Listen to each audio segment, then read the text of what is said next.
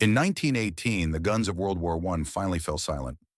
After 4 years of unimaginable carnage, after 10 million soldiers had fallen in muddy trenches from Belgium to the Ottoman Empire, the world exhaled. Cities erupted in celebration. Strangers embraced in the streets of London, Paris, and New York. Church bells rang across continents. Peace at last had come. But beneath the jubilation, something else was spreading. Something invisible. Something unstoppable. And it would kill more people in 18 months than the entire war had claimed in 4 years. This is the story of the Spanish flu, the deadliest pandemic in human history, a plague that infected 1/3 of the world's population, a virus that didn't discriminate between soldier and civilian, rich and poor, young and old, a catastrophe so immense that entire communities vanished. And yet, within a generation, the world had almost forgotten it ever happened. The year is 1918. The war is ending, but humanity's greatest battle has only just begun. Let's go back to the beginning of that year, January 1918. The world was exhausted. The Great War had been grinding on since 1914, consuming nations, economies, and entire generations. In the trenches of France, soldiers huddled in frozen mud, waiting for orders that might send them over the top into machine gun fire. On the home front, families rationed food, mourned their dead, and prayed for an end. But something peculiar was happening in the American Midwest. In Haskell County, Kansas, a rural farming community where winter winds swept across endless plains, a local doctor named Loring Miner began noticing unusual cases. Farmers were coming down with severe respiratory illness, high fevers, violent coughing, bodies racked with pain. It looked like influenza, but it was fiercer than any flu Dr. Miner had seen in his decades of practice. He treated them as best he could. Most recovered, some didn't. And then, just as mysteriously as it had appeared, the illness seemed to fade away. What Dr. Miner didn't know, what no one could have known, was that he had just witnessed the first spark of a global inferno. In March 1918, young men from Haskell County were drafted into the U.S. Army. They reported to Camp Funston, part of Fort Riley, Kansas, one of the largest military training facilities in America. Thousands of recruits lived in close quarters there, training for deployment to the battlefields of Europe. The conditions were perfect for contagion. Men slept in crowded barracks, ate in packed mess halls, and drilled shoulder to shoulder in the cold. On March 4th, a company cook named Albert Gitchell reported to the camp hospital complaining of fever, sore throat, and headache. Within hours, dozens more soldiers arrived with identical symptoms. By noon, over 100 men were sick.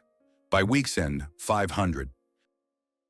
The camp medical officer was baffled. Influenza outbreaks weren't uncommon in military camps, but this was different. This was aggressive, this was fast, and it was spreading through the barracks like wildfire through dry grass. But America was at war. Troop deployments couldn't stop for a flu outbreak.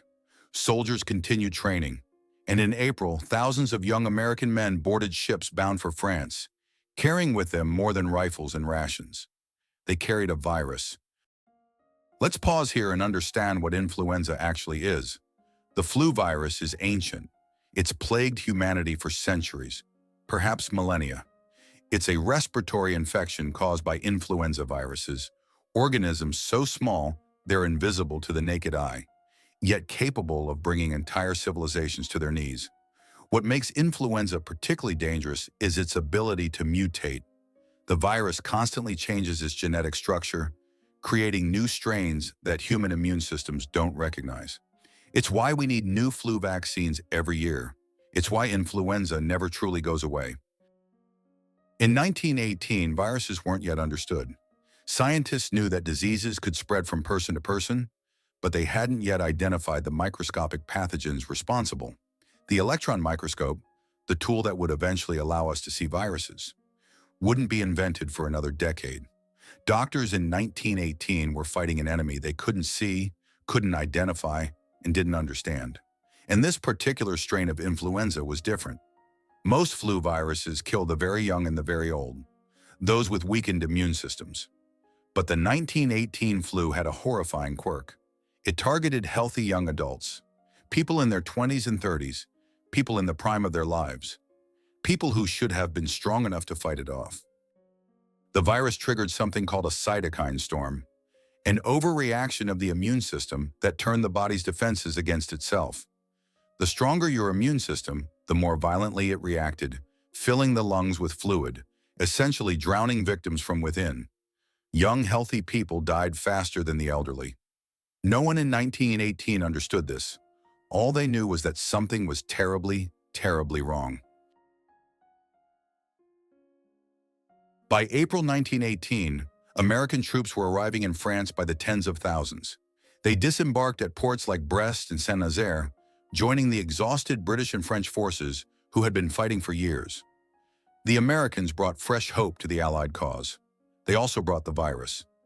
In the cramped military camps of France, where soldiers from different continents lived in close proximity, the flu found paradise. Men from Kansas mingled with men from New York, California, Texas. They ate together, slept in overcrowded barracks, and marched in formation. The virus leaped from person to person with ruthless efficiency. British military camps reported outbreaks, then French camps, then German camps on the other side of the trenches. The flu didn't recognize national boundaries or military allegiances. It infected everyone. But here's where the story gets interesting, and where the flu got its misleading name. All the major powers fighting World War I, Britain, France, Germany, and the United States, had something in common. They had censored their press. Wartime censorship meant that newspapers couldn't report anything that might damage morale or help the enemy. That included reports of disease outbreaks that might suggest weakness. So when soldiers started falling ill by the thousands in France and Britain and Germany, the newspapers said nothing. The government said nothing. Military hospitals filled up, and the civilian world remained largely ignorant. But there was one major European country that wasn't involved in the war: Spain. Spain was neutral in World War I. It had no wartime censorship. So when the flu reached Spain in May 1918, Spanish newspapers reported freely on the illness, spreading through Madrid. King Alfonso III himself fell ill. The papers covered it extensively.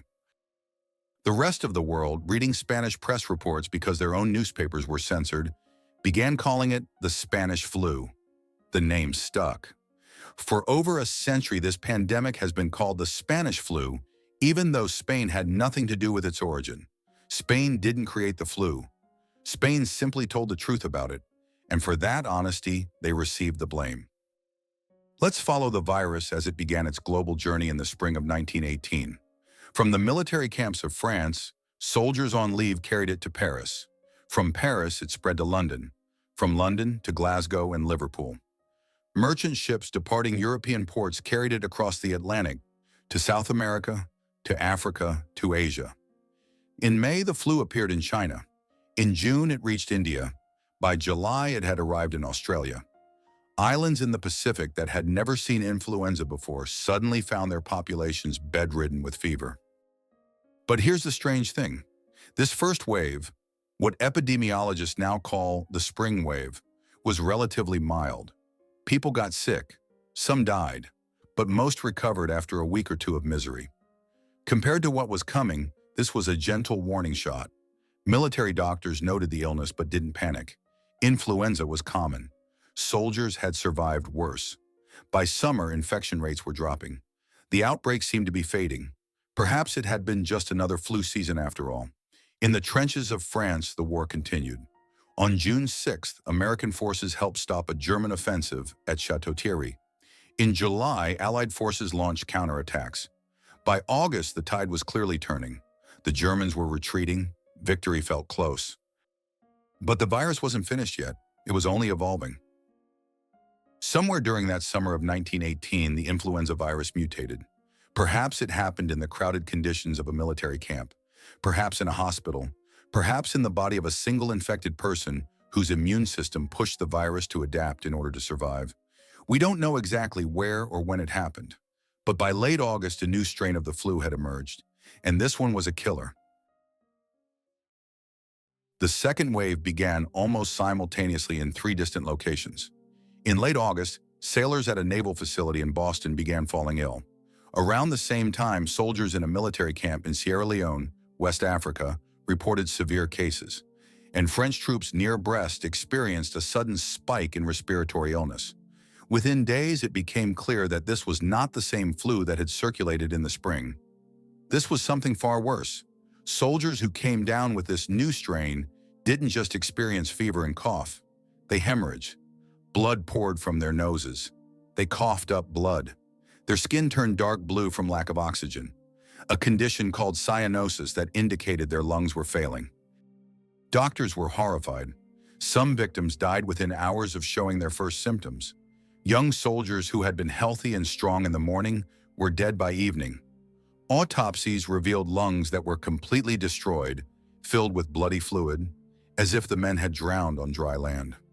One Army physician described the scene at Camp Devens in Massachusetts in September 1918.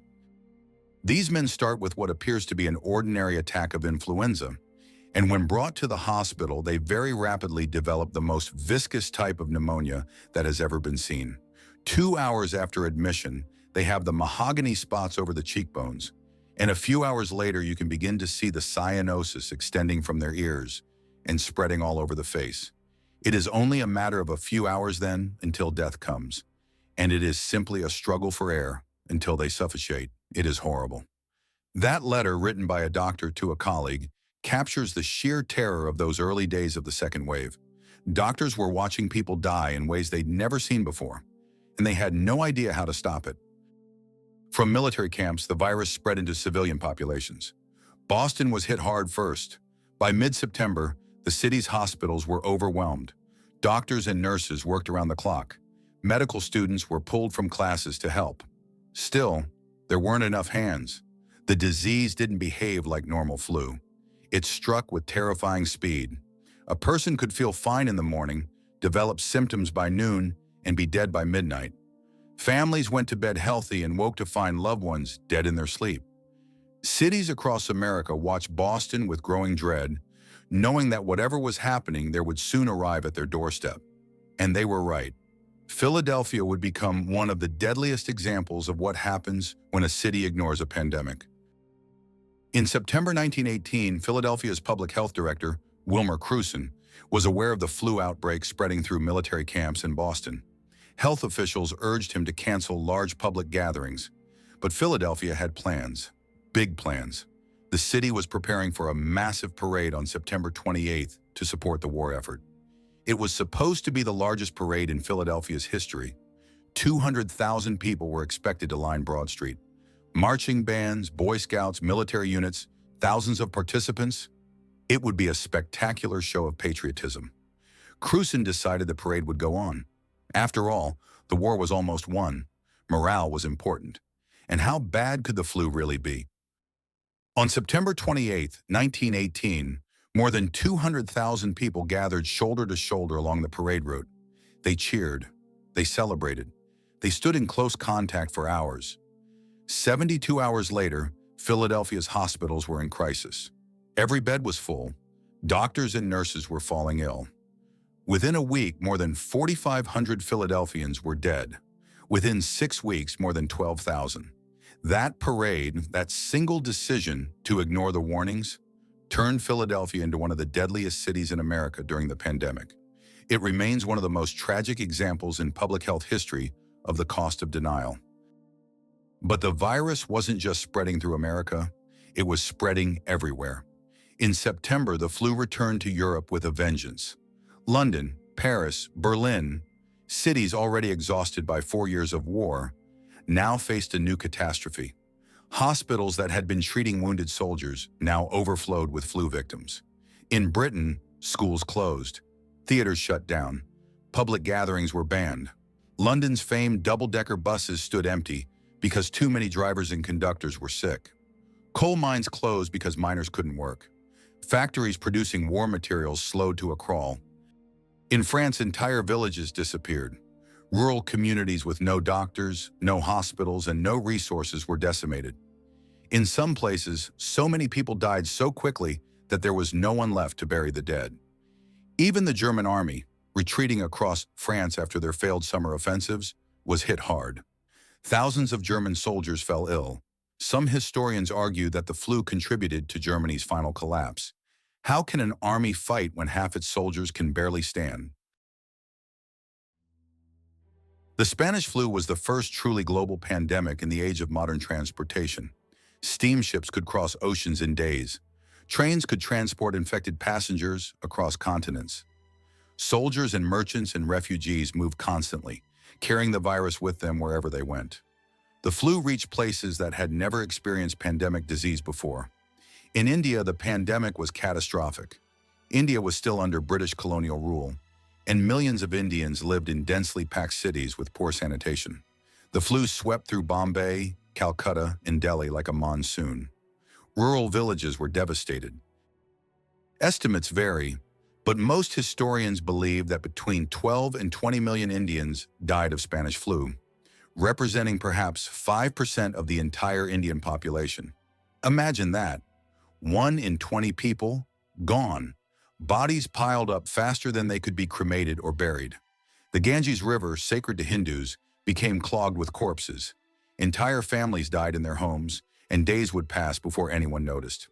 British colonial authorities, already stretched thin by the war, were unable to provide adequate relief. Medical supplies were scarce, doctors were few, and many Indians, already suffering under colonial exploitation and a series of poor harvests, were too weak and malnourished to fight off the infection. One British civil servant in India wrote, "The mortality is so great that the living have barely time to bury the dead. The whole social fabric is crumbling." Africa suffered similarly. In Sierra Leone, where the second wave had first appeared in late August, entire coastal communities were wiped out. The flu spread inland, following trade routes and rivers deep into the continent. In South Africa, the virus arrived on a troop ship carrying soldiers returning from Europe. The ship was refused permission to dock, but it was too late. Infected passengers had already come ashore during an earlier stop. Within weeks, South Africa was experiencing one of the worst outbreaks in the world. South African cities quarantined neighborhoods. Black South Africans, already living under the oppression of early apartheid-like systems, had the least access to medical care and suffered the highest death rates. In some mining compounds where Black workers lived in crowded dormitories, mortality rates exceeded 10%. An estimated 300,000 South Africans died in a matter of months, about 6% of the country's total population. The flu reached the Pacific Islands with devastating consequences. Remote islands in Samoa, Fiji, and Tonga had been largely protected from epidemic diseases for centuries by their isolation. Their populations had never been exposed to influenza and had no immunity. When ships brought the virus to their shores in late 1918, the results were apocalyptic. In Western Samoa, which was under New Zealand administration, a ship carrying infected passengers arrived in November. The New Zealand governor refused to implement quarantine measures. Within weeks, 22% of the population was dead. 22%. Nearly 1 in 4 Samoans died in a matter of weeks. Entire families perished. Villages lost all their elders, all their leaders. Children were left orphaned by the hundreds. The social fabric of Samoan society was torn apart. In Fiji, the British colonial governor did implement quarantine, but it was only partially successful. Around 9,000 Fijians died, about 5% of the population. The Pacific Islands would not forget this catastrophe. For generations, the Spanish flu remained seared into cultural memory, a trauma passed down through stories and songs. In the United States, the flu hit Native American communities with horrific force. Native Americans, living on reservations with limited access to health care, inadequate housing, and high rates of poverty and malnutrition, were extremely vulnerable. Entire tribes lost significant portions of their populations. In Alaska, native villages were devastated. In some communities, 80% of the population died. Entire villages were found abandoned, everyone dead, bodies frozen in the Arctic cold. The flu reached places so remote that help couldn't arrive in time. One Inuit survivor later recalled, "We woke one morning and found almost everyone dead. There was no one to help us bury them. The dogs were howling. We just left." Native American reservations in the lower 48 states faced similar horrors. The Cherokee, Sioux, Navajo, all suffered disproportionate losses. Federal government support was minimal to non-existent. Reservation hospitals, where they existed at all, were overwhelmed within days.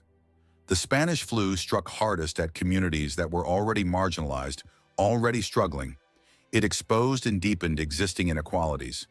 And it reminded the world, though the world rarely listened, that pandemics don't affect everyone equally. Let's travel to South America, Brazil, Argentina, Chile. The flu arrived in the autumn of 1918 and spread rapidly through port cities. In Rio de Janeiro, the carnival atmosphere of one of the world's most vibrant cities ground to a halt. Streetcars ran empty, shops closed, the famous beaches were deserted, mass graves were dug on the outskirts of the city. In Chile, the flu reached remote mining communities in the Andes Mountains. Men who spent their lives digging copper and nitrates from the earth now died gasping for air in high-altitude camps. Their bodies were buried in unmarked graves in the barren hills. Argentina, with its large immigrant population from Europe, saw the virus spread quickly through Buenos Aires. Italian and Spanish immigrants living in crowded tenement buildings were particularly hard hit. The government struggled to respond. Hospitals overflowed. Pharmacies ran out of even basic medicines. Across South America, the death toll climbed into the hundreds of thousands. But because many rural deaths went unreported, we'll never know the true number. The virus even reached the Arctic. In November 1918, the flu came to Nome, Alaska, and from there spread to isolated Inuit communities scattered across the frozen north. Entire villages were wiped out.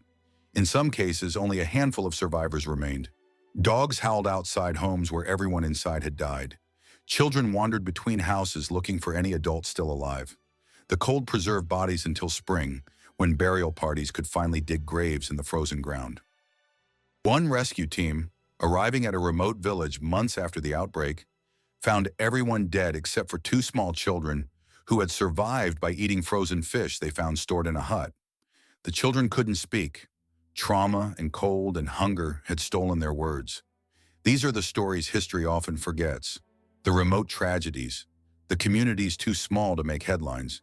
But every single one of those deaths was someone's loved one, someone's child or parent or friend. If you're still here, it means you love exploring the hidden chapters of history. So don't forget to hit that subscribe button. More untold stories are waiting. By October 1918, the pandemic was at its peak. Across the globe, hundreds of thousands of people were dying every week. Cities became ghost towns. In Philadelphia, New York, Boston, Chicago, Los Angeles, Americans lived in fear. Many people wore masks for the first time in their lives. Gauze masks, often homemade, became mandatory in many cities. Officials promised they would help. In truth, the masks of 1918 were too porous to stop a virus, but they gave people something to do, some sense of control in a situation that felt utterly uncontrollable. Police officers wore masks. Mailmen wore masks. Shop clerks wore masks. Public service announcements urged people to cover their coughs. Spitting on sidewalks, a common habit at the time, was banned in many cities. Seattle made mask-wearing mandatory under penalty of fine or arrest. Photographs from October 1918 show Seattle streetcars full of masked passengers, looking like something from a dystopian future, or perhaps, from our perspective now, in 2025, looking uncomfortably familiar. But masks alone couldn't stop the spread. The virus was too contagious, too virulent, and people still needed to work, shop, and eat. Healthcare systems collapsed under the strain. There weren't enough doctors. There weren't enough nurses. There weren't enough hospital beds. Medical personnel themselves were falling ill and dying. Some hospitals lost a quarter of their staff. Nursing schools graduated students early. Medical students were pulled from classes to treat patients. Volunteers with no medical training were pressed into service to help care for the sick and dying. Emergency hospitals were set up in schools, churches, and public buildings. In Philadelphia, entire city blocks were converted into makeshift wards. Cots lined gymnasium floors. Patients lay shoulder to shoulder, sometimes with barely enough room for nurses to walk between them. And still, there weren't enough beds. Families cared for their sick at home because hospitals had no room. But this meant the virus spread more easily within households. A father would bring it home from work. The mother would fall ill nursing him. The children would catch it from both parents. Entire families died together in their homes, with no one knowing until neighbors noticed the silence.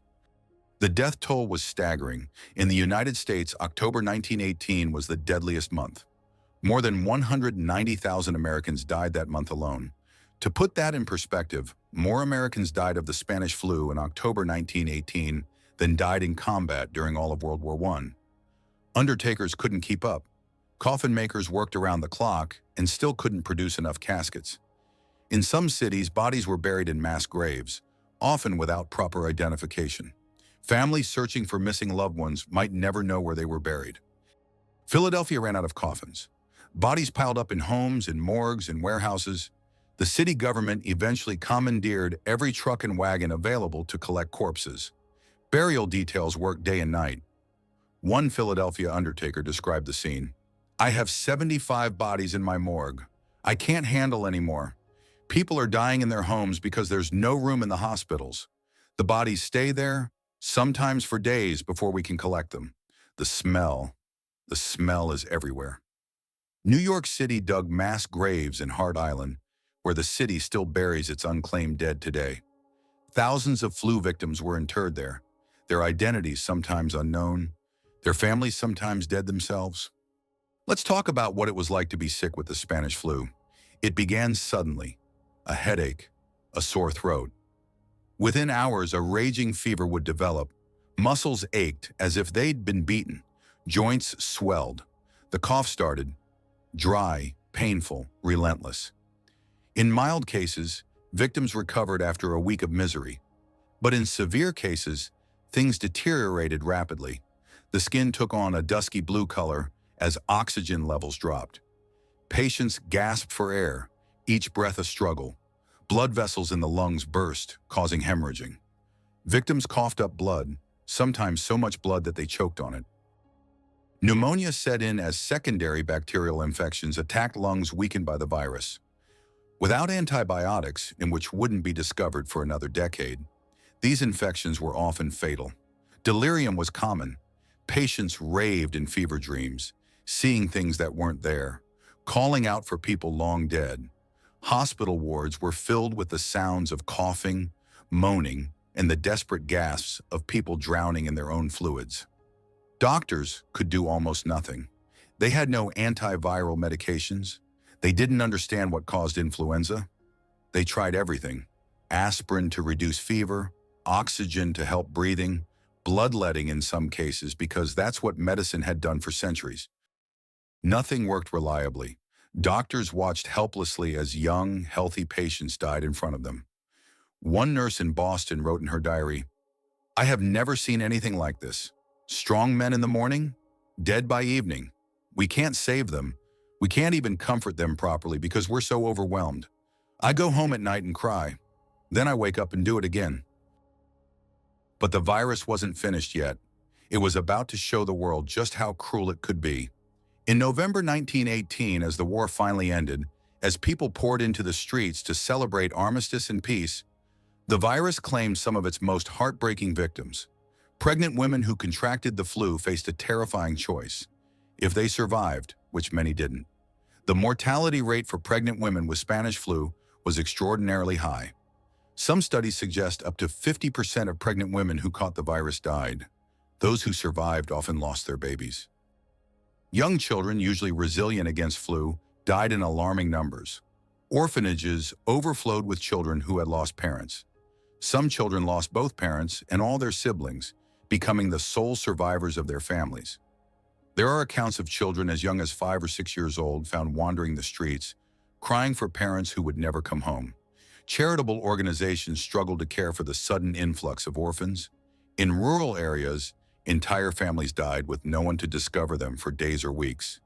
Mail carriers and neighbors would eventually notice the silence and find whole households dead. One account from rural Montana describes a family of 7, parents, 4 children, and a grandmother, all found dead in their farmhouse. The last to die had been one of the children, perhaps 10 years old, who had apparently tried to care for the others before succumbing herself. A half-written note was found beside her body. "Mom and Papa are dead. Baby sister too. I tried. I'm so tired. Stories like these played out across the world, in every language, in every culture. The virus didn't discriminate. It killed without mercy. By December 1918, the second wave was finally subsiding. Infection rates dropped. Deaths declined. The virus hadn't been defeated. It had simply burned through most of the susceptible population. Survivors now had immunity. The virus had fewer victims left to claim. But there would be one more wave. In early 1919, a milder third wave swept through various parts of the world. It killed far fewer people than the catastrophic second wave, but it was a grim reminder that the virus wasn't gone, just dormant. By the spring of 1919, the pandemic was effectively over. The virus had mutated into less lethal strains. Populations had developed immunity. The Spanish flu joined the ranks of seasonal influenza, no longer the killer it had been, but the damage was done. Let's look at the numbers. Though numbers can never fully capture the human tragedy, estimates vary because record-keeping in 1918 was incomplete, especially in rural areas and colonized regions. But most historians and epidemiologists now believe that the Spanish flu infected approximately 500 million people worldwide, about one-third of the entire global population. The death toll was somewhere between 50 and 100 million people. The most commonly cited figure is around 50 million. Though some researchers argue it could have been as high as 100 million. To put that in perspective, World War I killed approximately 20 million people over 4 years. The Spanish flu killed at least twice that many in 18 months. It was and remains the deadliest pandemic in recorded history. In the United States, about 675,000 Americans died, more than all American military deaths in World Wars I and II combined. Life expectancy in the United States dropped by 12 years between 1917 and 1918, almost entirely due to the flu. India lost between 12 and 20 million people. Europe lost between 2 and 3 million. Asia, Africa, South America, every continent except Antarctica was affected. Some islands in the Pacific lost more than 20% of their populations. Indigenous communities worldwide suffered disproportionately. Some Native American tribes lost entire generations of elders, taking with them irreplaceable cultural knowledge, languages, and traditions. But here's perhaps the most disturbing part of this story: the world forgot. Within a decade, the Spanish flu had largely faded from public memory. It wasn't taught in schools. Historians barely mentioned it. Unlike World War I, which was commemorated with memorials and ceremonies and countless books, the Spanish flu left barely a mark on collective memory. Why? There are several theories. First, it happened at the same time as the end of World War I. The war dominated headlines. The pandemic was often seen as just another aspect of the war's chaos. When people reminisced about 1918, they remembered the armistice, not the pandemic. Second, it was traumatic in a way that people wanted to forget. War, as terrible as it is, has narratives of heroism and sacrifice. A pandemic just has death. Random, senseless, unstoppable death. There's no enemy to hate, no victory to celebrate. People wanted to move on. Third, medicine's failure to stop the pandemic was embarrassing. By 1918, modern medicine had made great strides. Doctors could perform surgery, set bones, prescribe medications. But against the flu, they were helpless. The medical establishment had little interest in dwelling on its greatest failure. And finally, the 1920s roared. After the trauma of war and pandemic, people wanted to live. The decade became famous for its parties, its jazz, its sense of liberation. Looking back at the death and despair of 1918 didn't fit the mood. So the Spanish flu was forgotten. It became a footnote. Libraries and archives hold thousands of documents about World War I for every single document about the pandemic, even though the pandemic killed more people. But the virus itself didn't completely disappear. Scientists now believe that all subsequent influenza A strains, all seasonal flu, descends from that 1918 virus. It didn't go extinct, it just became less deadly as human populations developed immunity and the virus evolved to keep its hosts alive longer, which is better for spreading. In the 1950s, scientists began trying to understand what made the 1918 flu so deadly. In 1951, a researcher named Johann Holton traveled to Alaska to search for tissue samples from flu victims buried in permafrost. He successfully recovered samples, but the technology to analyze them didn't exist yet. In 1997, Holton returned to Alaska, now 72 years old. With permission from native village elders, he exhumed bodies from a mass grave and extracted lung tissue samples. This time, scientists had the tools to sequence the virus's genetic code. In 2005, researchers successfully reconstructed the 1918 virus from genetic material. They discovered that it was an H1N1 strain that likely jumped directly from birds to humans, something that rarely happens. The virus had adapted to infect humans with unprecedented efficiency. This research has proven invaluable in preparing for future pandemics. The lessons learned from studying the 1918 virus helped guide responses to subsequent outbreaks like the 2009 H1N1 pandemic, the SARS outbreak, and more recently the COVID-19 pandemic. The Spanish flu taught the world, or should have taught the world, several crucial lessons. First, pandemics are always possible. Viruses evolve, new diseases emerge. No amount of medical advancement makes us invulnerable. Second, denial kills.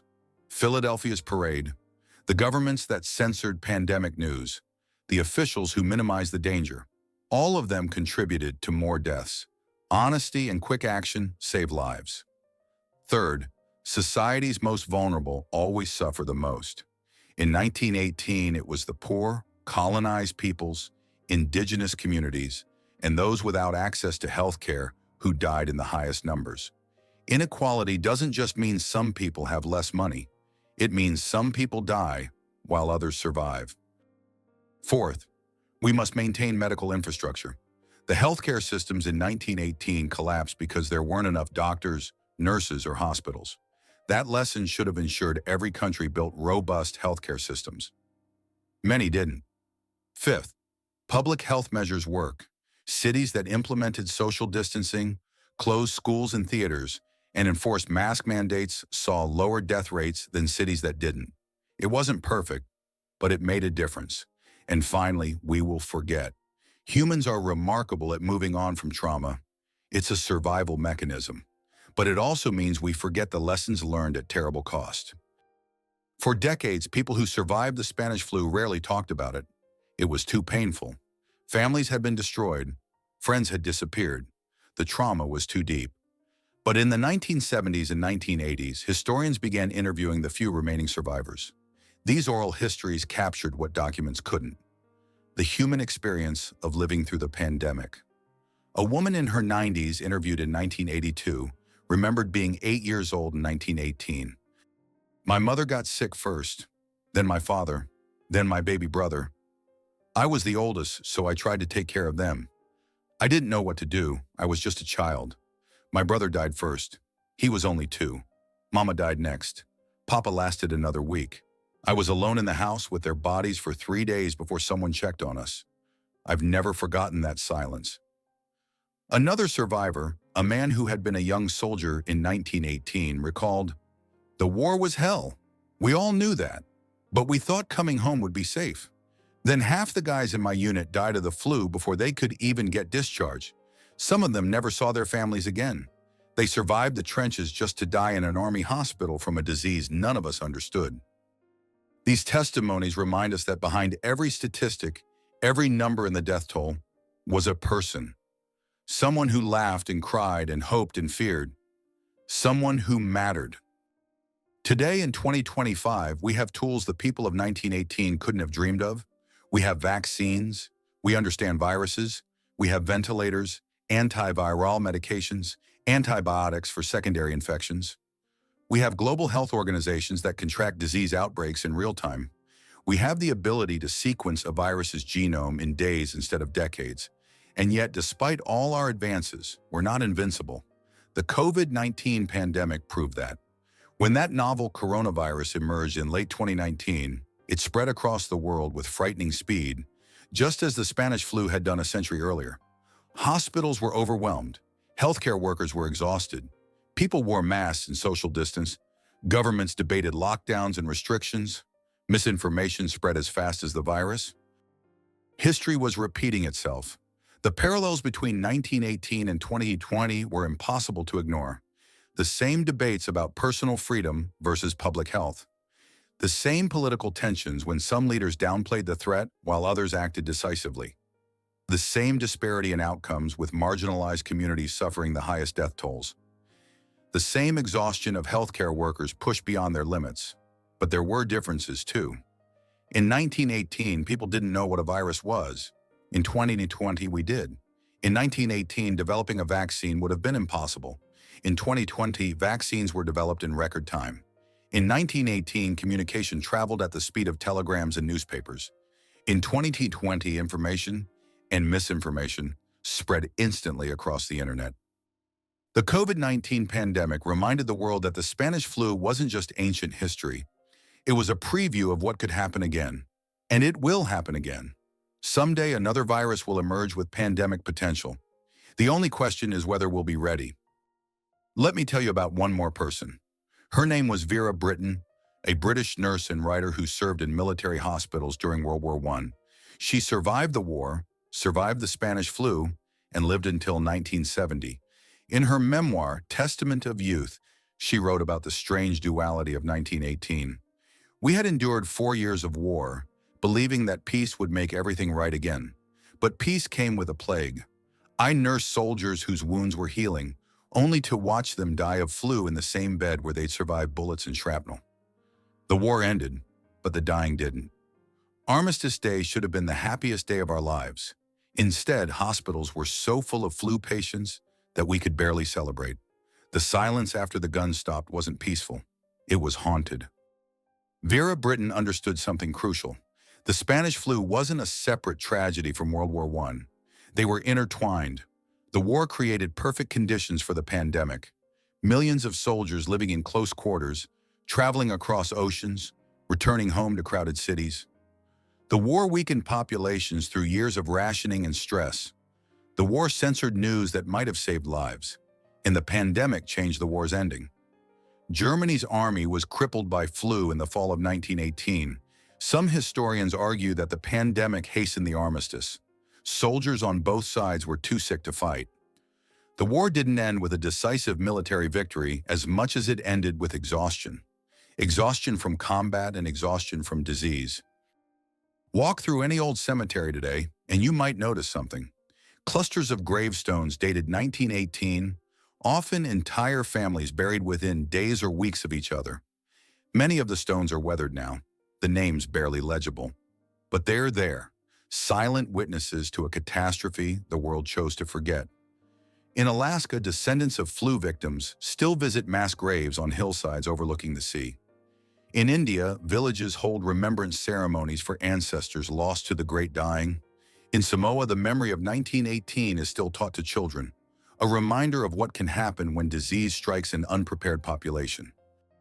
These communities didn't forget. For them, the Spanish flu isn't history. It's family history. It's great-grandparents they never met. It's languages that disappeared when the last elder died. It's songs no one sings anymore because everyone who knew them is gone. The Spanish flu changed the world in ways we don't always recognize. It influenced medicine. The pandemic's failure drove researchers to better understand respiratory diseases. It led to improvements in public health infrastructure in many countries. It motivated the development of the first primitive mechanical ventilators. It sparked interest in virology that would eventually lead to the discovery and isolation of the influenza virus in 1933. It influenced culture, though subtly. The lost generation of writers in the 1920s, Hemingway, Fitzgerald, and others, were shaped by the twin traumas of war and pandemic. Themes of meaninglessness, of death's randomness, of lost innocence pervade their work. They wrote about a world that had seen too much, survived too much. It influenced demographics. The death of so many young adults created a generation gap. Children who lost parents in 1918 grew up in orphanages or with relatives.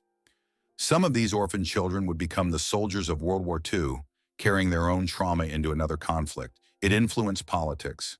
Governments that had failed their people during the pandemic faced angry voters. The Spanish flu didn't cause any revolutions by itself, but it contributed to the social unrest that swept through many countries in the early 1920s.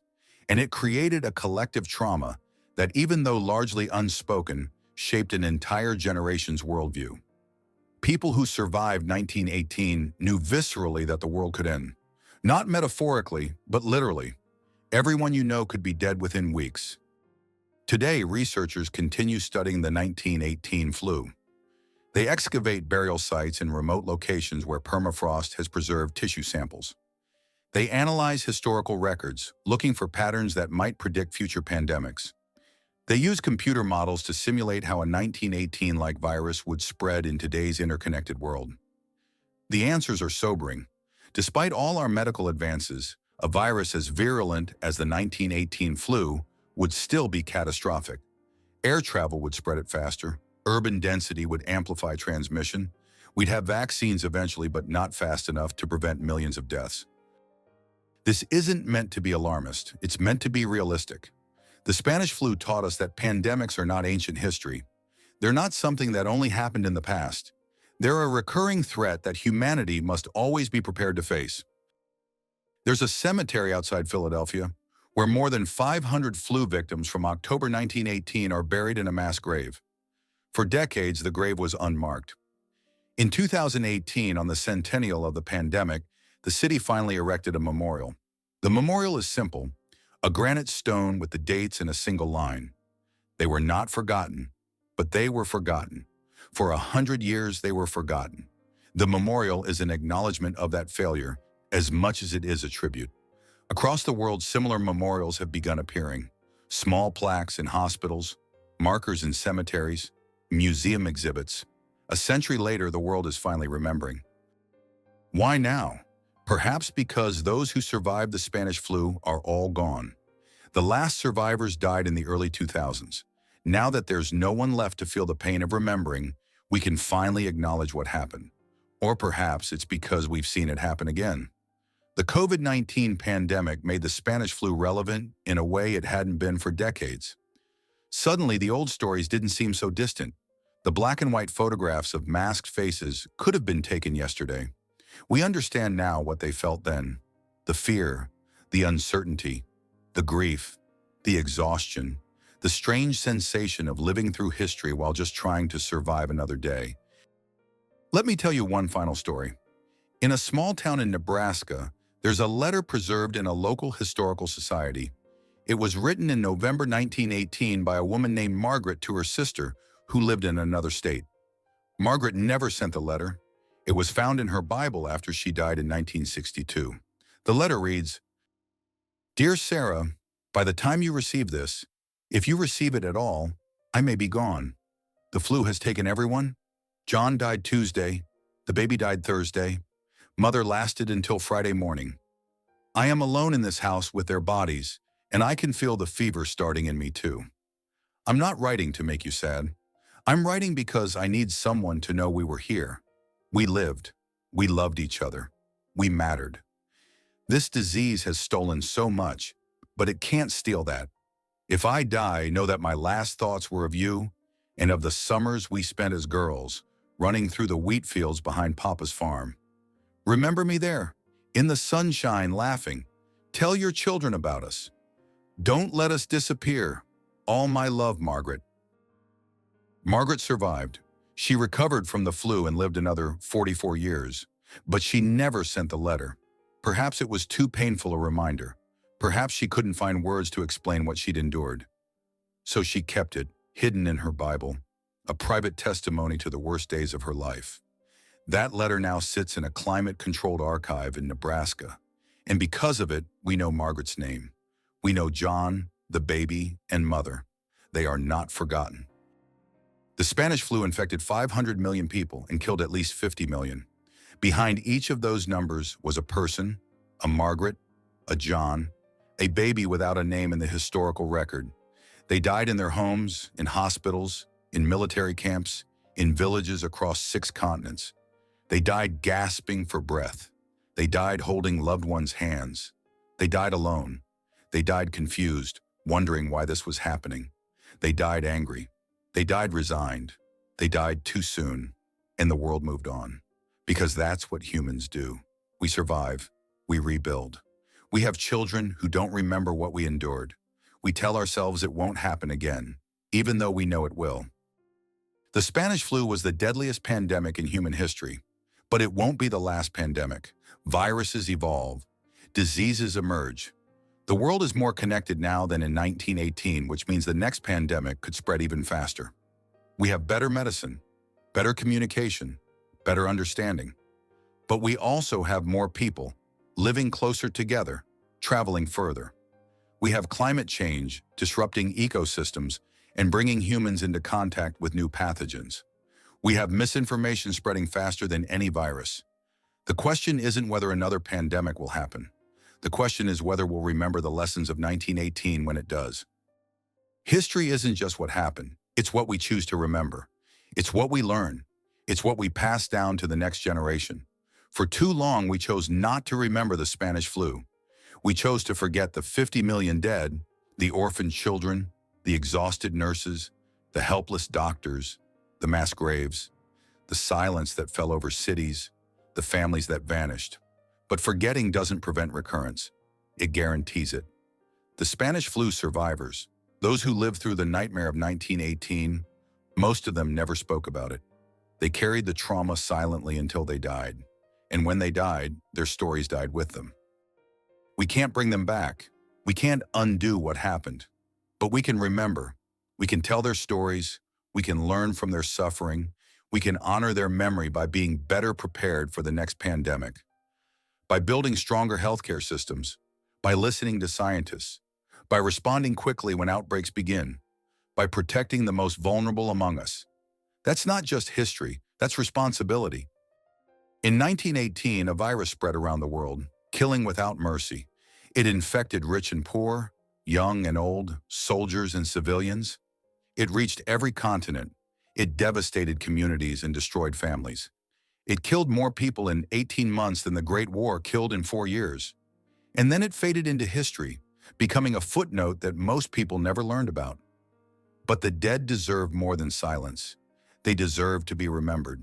Their names may be lost, their graves unmarked, their stories untold, but they were here, they lived, they mattered.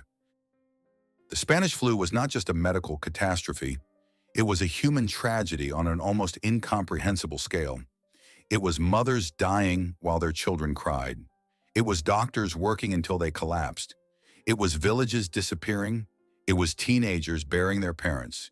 It was the world holding its breath, wondering if humanity would survive. We did survive, but at a terrible cost.